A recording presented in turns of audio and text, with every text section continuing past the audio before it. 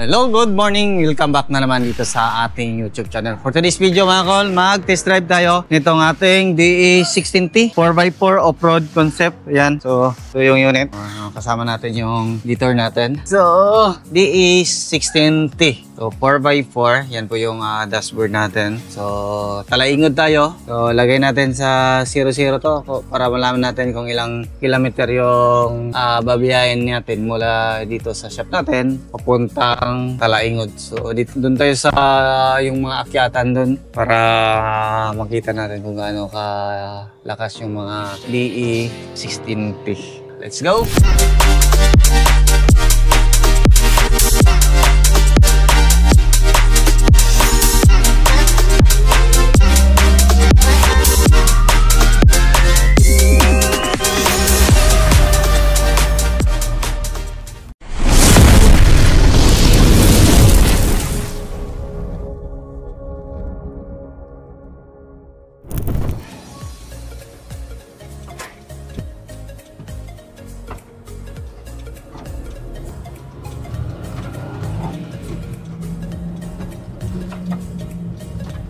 Pagas muna tayo ng 1,000 mga kol para may ano tayo. Unleaded 1,000.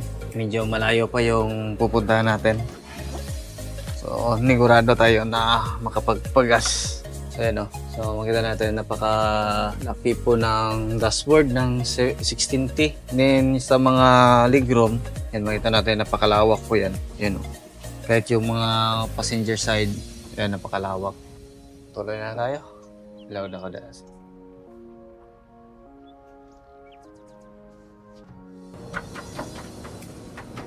Yan, maingay yung cover sa likuran. I-fold natin.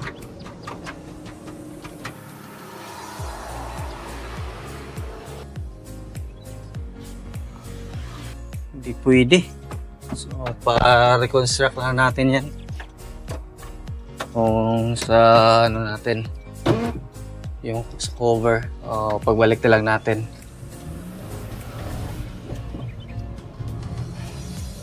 Maingay pa rin pag mabilis yung takbuhan natin. Yan, pakita natin sa likuran. Yung cover dito sa kanyoro is yan yung maingay. So, yan, sobrang lakas.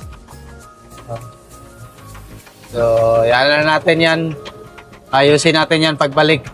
Sobrang bilis. Sobrang ingay. Maliit pagkagawa. Wala kasing wala silang nilagay na pwede i-fold yung natin. Cover sa likuran.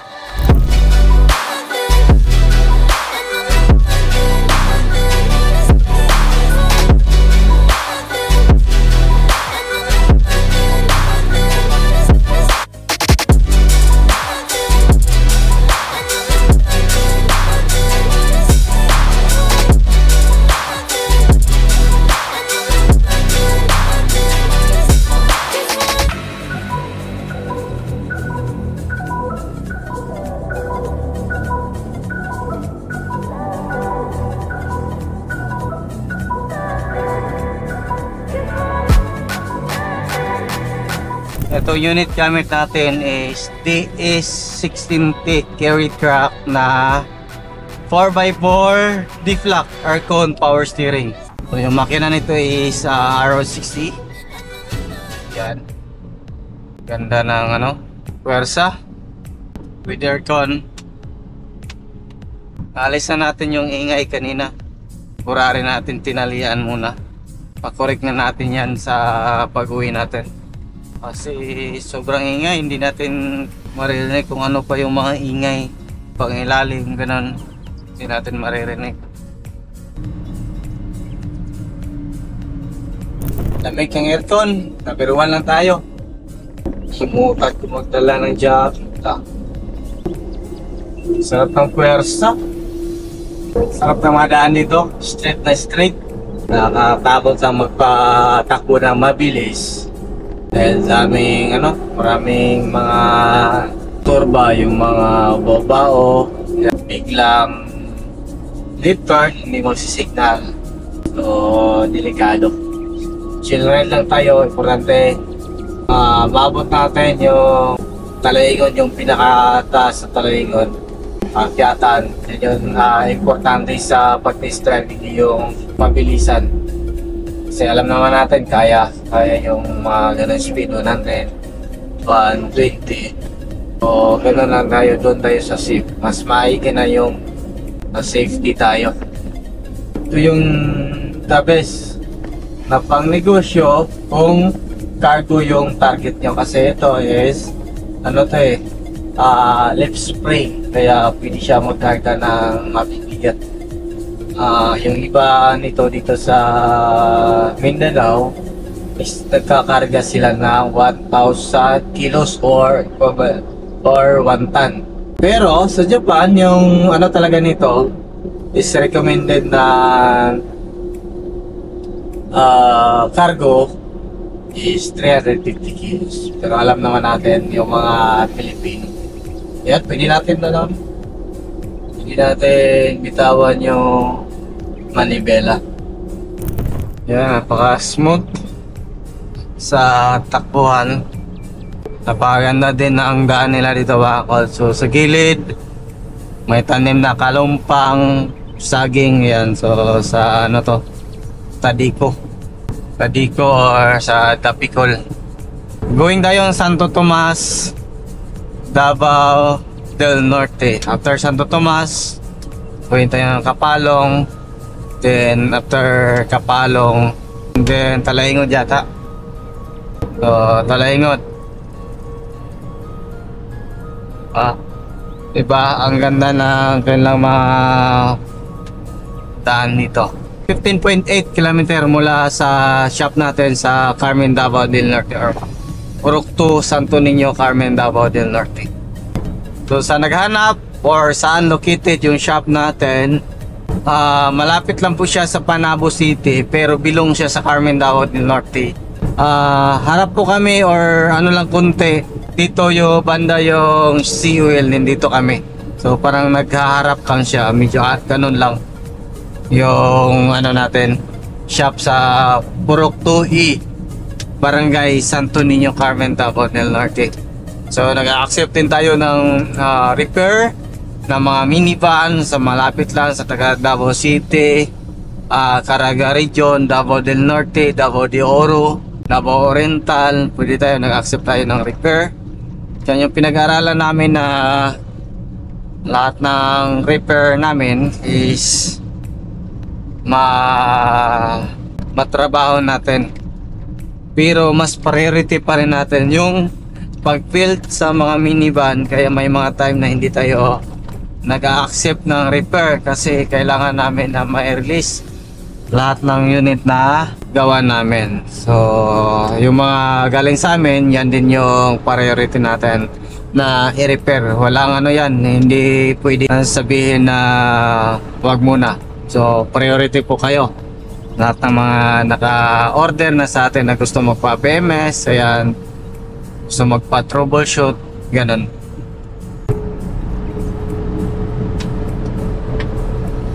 Mga D16 mga kalis, mga D16, DG16T is nag-umpisa po siya manufactured sa Japan is from 2013 hanggang present. So meron lang ibang unit sa mga latest ngayon, pero wala pa masyado dito sa atin. Is yung may ano na, parang double cab na, medyo malaki na yung space dito sa likuran natin, yung dito sa likod ng upuan. Pwede na lagyan ng mga gamit dyan. So ang ano lang, ang hindi ko lang gusto sa D610 is napaka-iksi ng kanyang propeller. Pag maglilip tayo ng taas, problema yung propeller hindi siya ma-align. Kaya specialist namin dito sa mga D16 is hanggang 2 inches lang talaga. Pero kami kahit sa D63, 2 inches lang yung ma-lift up namin. Pero yung mga project natin is gawa natin 5 inches yung lift up yan. Yung isa. So abangan nyo son. So sana matapos yun. Gawa natin yun ng full video. Welcome Talaingod, Davao del Norte. 47.4 km mula sa Carmen, Davao del Norte. Going tayong San Fernando, Bukidnon. So doon lang tayo sa pinaka tuktok. Hindi na tayo diretso sa Bukidnon. Parang itong right side is papunta yata sa munisipyo nila. Dito tayo. So pisa na tayo sa mga akyatan dito mga kol sa Talaingot. So, hindi naman gaano kataas yung akyatan dito compare sa yung mga unang video natin. May isang akyatan dito pero kung galing ka dun sa San Fernando pa punta dito, sobrang akyatan eh. So kaya lang naman kahit anong sasakyan, kaya. Walang hindi kaya basta yung sasakyan nyo is nasa good condition.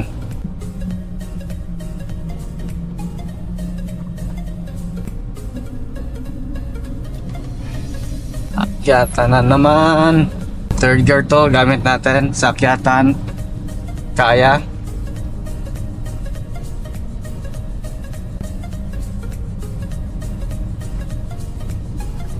.7 kilometer mula sa shop natin.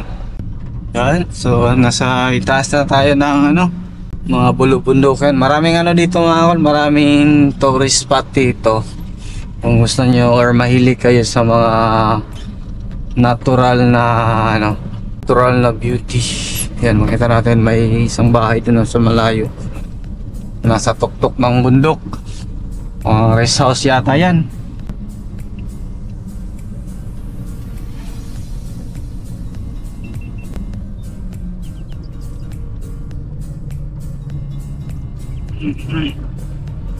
Grabe yung mga kurbada dito. Kiyata na naman. Maingay yung upuan sa likuran. Kiyataan, kurbada. Yan yung mga daan dito. So, edit tayo.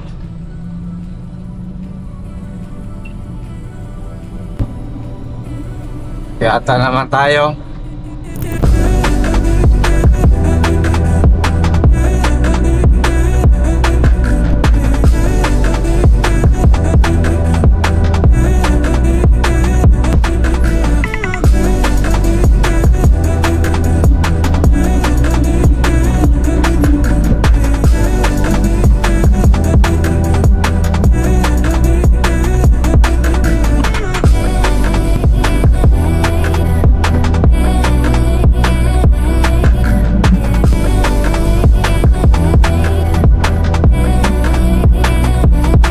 Grabe yung kurbada.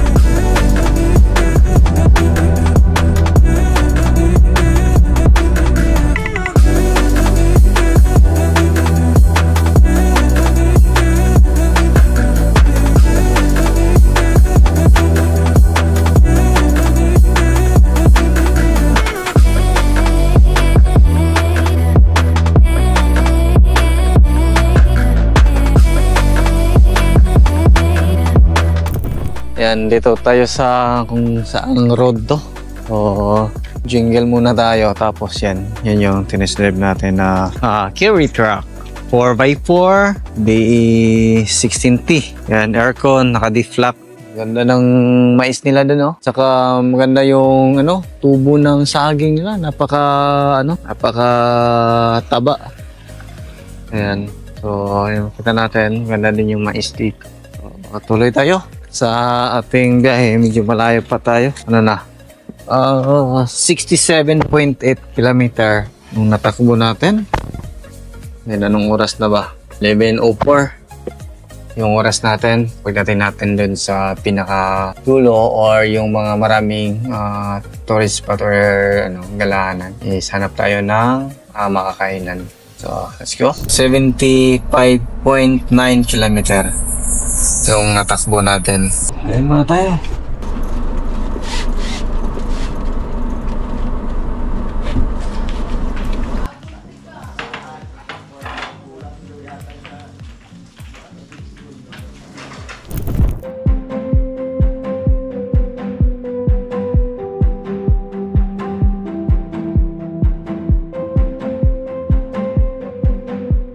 Time checks is 11:39 in the morning. Tayo! Lamig ng aircon! Yan, meron din. So, meron din dito. Daming lagayan. Balik na tayo sa shop natin. Doon yung daan, hanap tayo kasi slide yung kalsada.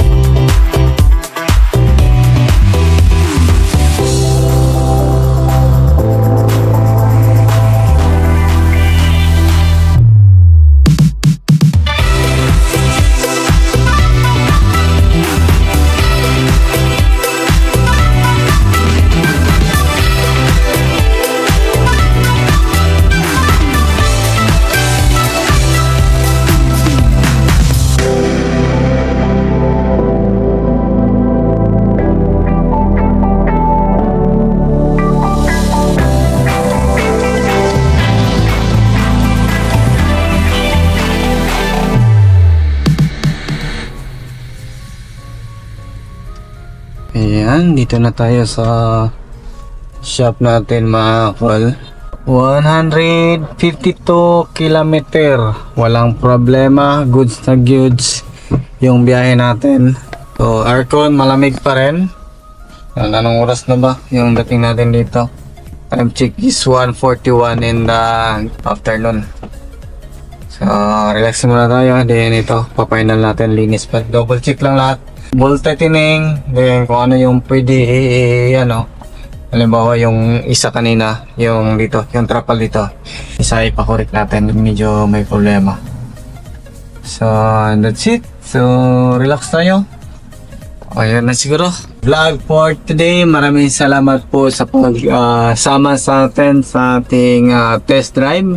Sa bago lang sa ating channel, don't forget to like, share, and subscribe. And click na rin yung notification bell para updated kayo sa ating mga next video uploads kayo. Kaya po mga call and bye bye. God bless po.